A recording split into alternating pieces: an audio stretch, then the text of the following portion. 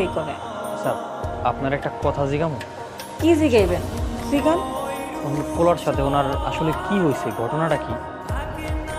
নাহিদ ভাই খালার একমাত্র ছেলে, অনেক কষ্ট করে বড় ডাক্তার বানাইছে, কিন্তু উনি ঢাকা থেকে এখানে আসতে চায় না।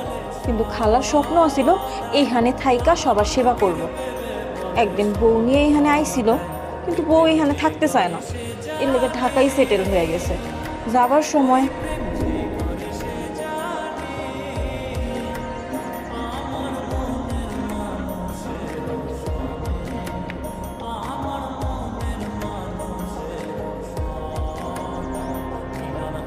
আম্মা আমরা ঢাকায় যাচ্ছি, তো আমাদের বিদায় দাও। ঢাকায় যেতেছিস মানে? তুই না কইলি এই গ্রামে থাকবি, শহরে যাবি না? চেয়েছিলাম তোমার গ্রামে থাকো, কারণ তোমার বৌমা গ্রামে থাকতে চায়, শহরে বড় হয়েছে, বুঝতে তো পারছো। বাজান রে, তোর তো গ্রামে জন্ম, গ্রামে বড় হয়েছিস। তোর বাপের কত ইচ্ছা ছিল তুই বড় হইয়া ডাক্তার হবি, ডাক্তার হইয়া গঞ্জে একটা চেম্বার খুলবি, গ্রামের মানুষের সেবা করবি। আর সেই তুই গ্রাম ফালাই, আম করে ফালাই আর শহরে যাইতেছোস। দেখো মা, আমাদের তো পরিস্থিতিকে মেনে চলতে হবে, তাই না?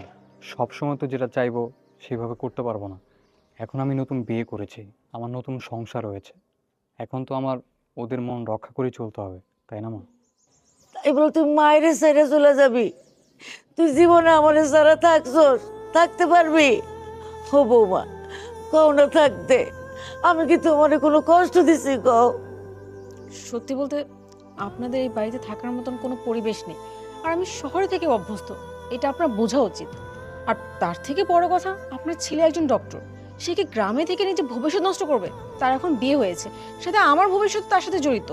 এই ছোট্ট একটা সিম্পল ম্যাটার আপনারা কেন বুঝেন না? আর তাছাড়া মা, তুমি শুধু শুধু এত চিন্তা করছো, আমি তো তোমার খোঁজ খবর নিব।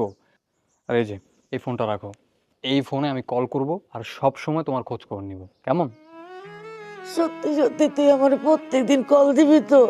হ্যাঁ বললাম তো, প্রতিদিন কল করে খোঁজ খবর নিব।